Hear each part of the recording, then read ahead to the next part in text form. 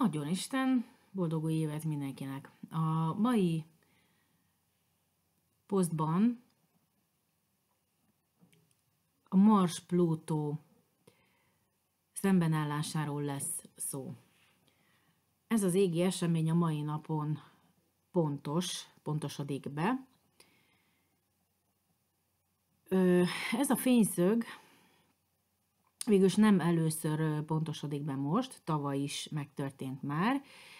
Hát érezhető is volt, én úgy gondolom, hiszen a konfliktusok, a világban zajló konfliktusok eléggé komplikálódtak. Nézzük meg, hogy hogyan is hat ránk ez az erő. Ezen idő alatt az biztos, hogy nagyon-nagyon ki tudjuk magunkat fárasztani, de nézzük meg először külön-külön a bolygókat. Nézzük a Marsot. Ugye a Mars a harcos, aki mindent megtesz a királyáért, vagy mindent megtesz mondjuk úgy a saját királyságáért. A Mars a küzdelem bolygója is. Azért küzd, hogy akár ő válhasson királlyá. Mindent jelöl azzal kapcsolatban, hogy mit akarunk elérni, hogy mi az, amiért küzdünk, illetve hogy hogyan tesszük mindezt. Az oroszlán Mars óriási erőbedobással végzi a dolgát. Az az érdekes itt, hogy tüzes bolygó, ugye Mars, és az oroszlán jegy pedig tüzes jegy, és hagyományosan még sincs úgymond méltósága a Marsnak az oroszlán jegyben. A méltóságot úgy értsük, hogy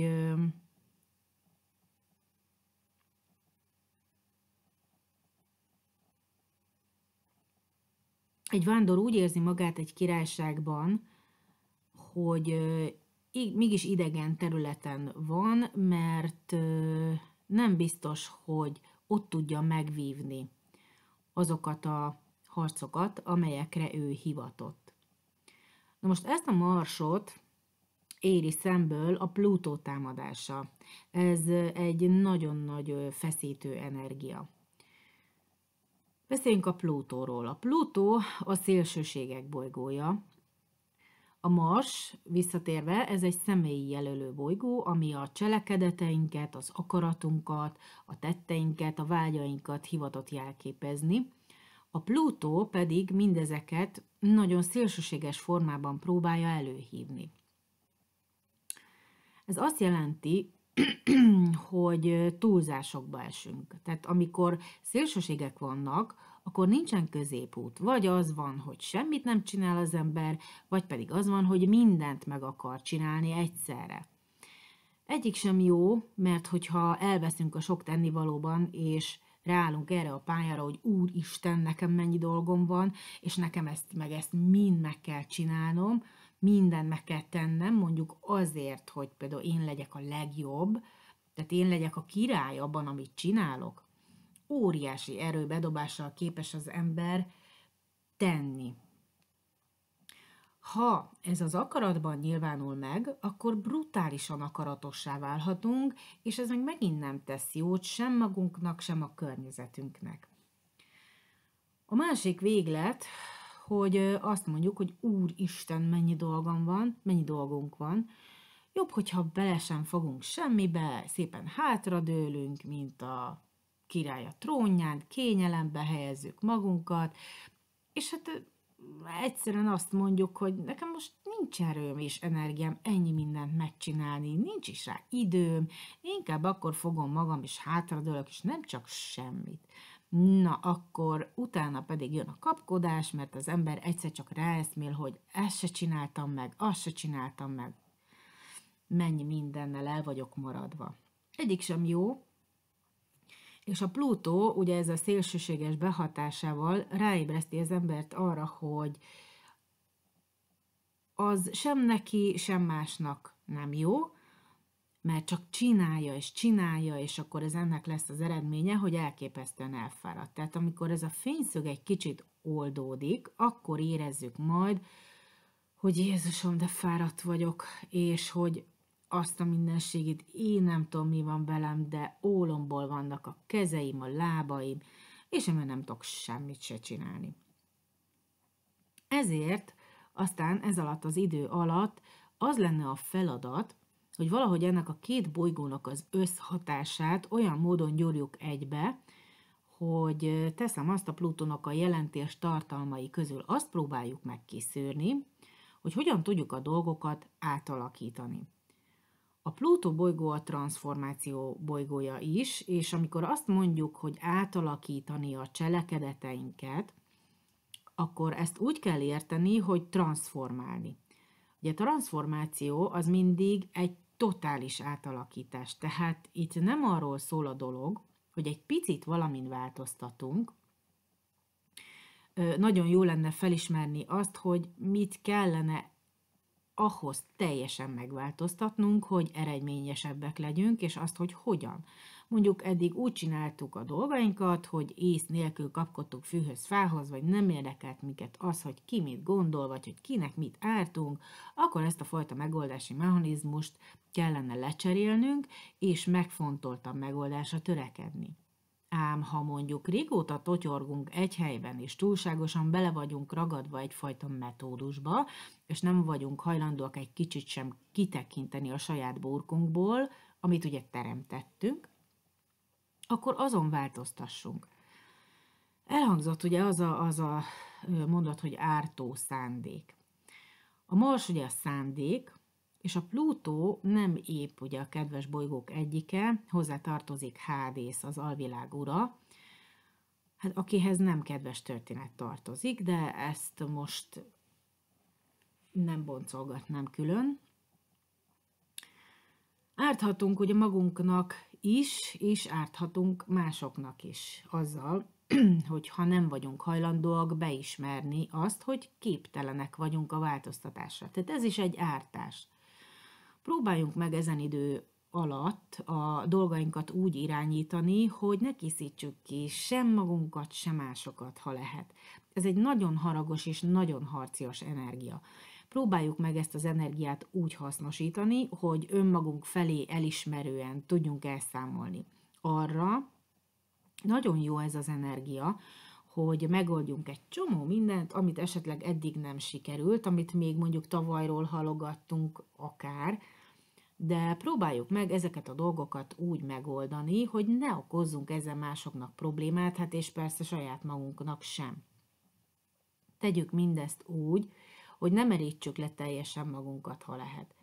A saját életünket próbáljuk meg irányítani, ne pedig a másokét. Tehát itt hangsúlyos az, hogy a saját életünket próbáljuk meg irányítani, és ne a másokét.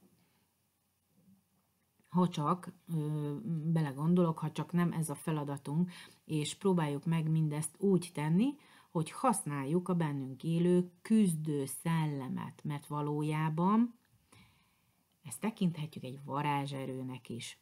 Mert egyfajta sámáni szertartással például elő tudjuk ezt a szellemiséget hívni. Varázsoljunk úgy, hogy tudjunk tükörbe nézni, és azt tudjuk magunknak mondani, hogy igen, én mindent megtettem.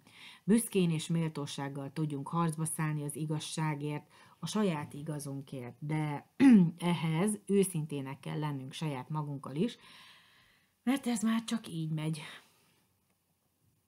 Amikor minden arra sarkal minket, hogy királyok legyünk abban, amit csinálunk, akkor ugye már erről volt szó, tehát hogy tényleg nagyon akaratossá válhatunk, és hogyha nem teszünk semmit, akkor ez egy olyan belső frusztrációt eredményez, amivel lehet, hogy nem tudunk mit kezdeni, és ha nem tudjuk ezt kezelni, akkor ütközik ki abban, hogy bántunk másokat.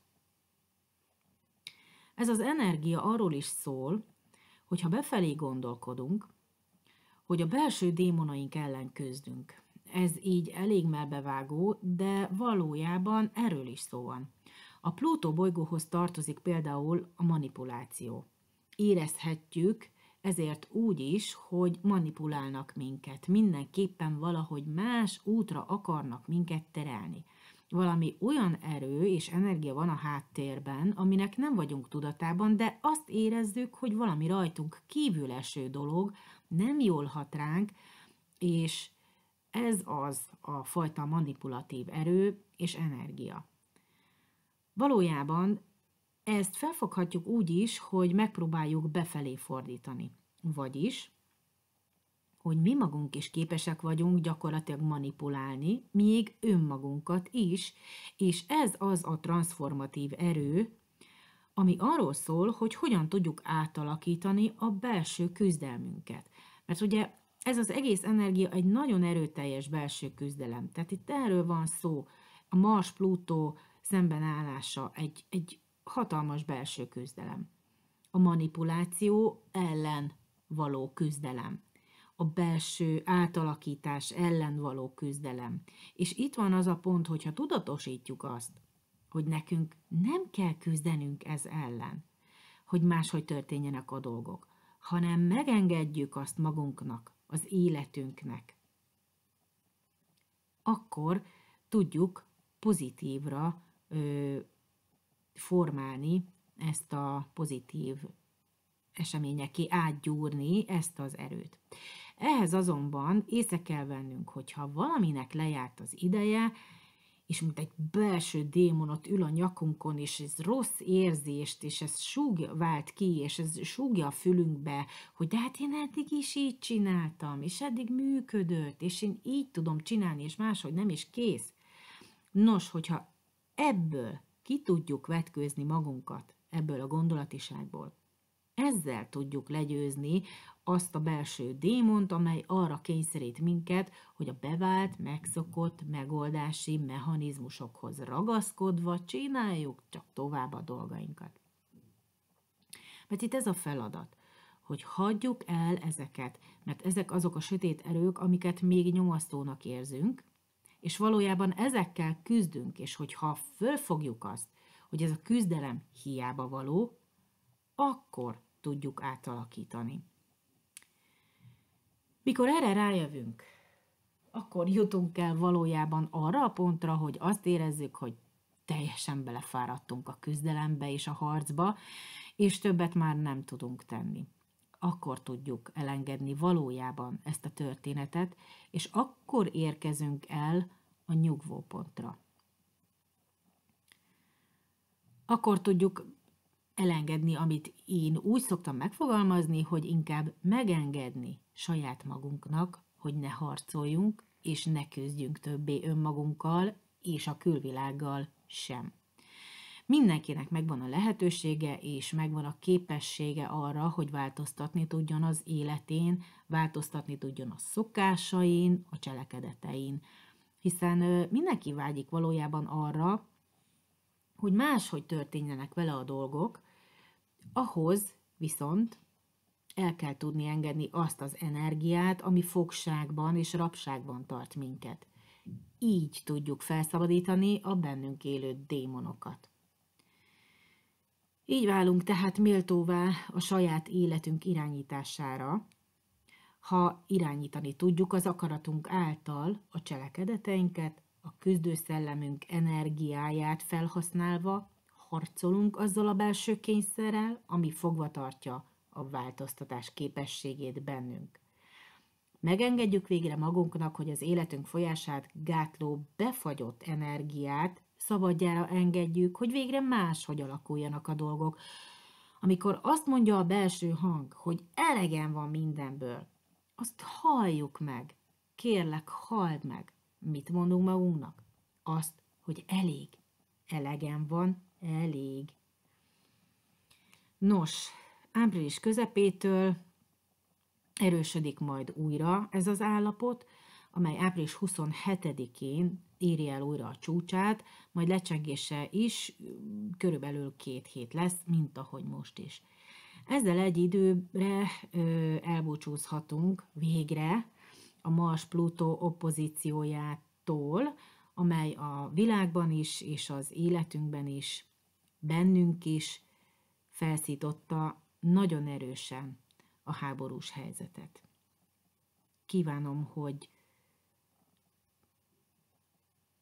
amennyire csak lehet, minél könnyedebben tudjunk megbirkózni ezekkel a napokkal, hetekkel, és gazdagodjunk azokkal a tapasztalatokkal, amelyek előre segítenek minket az útunkon.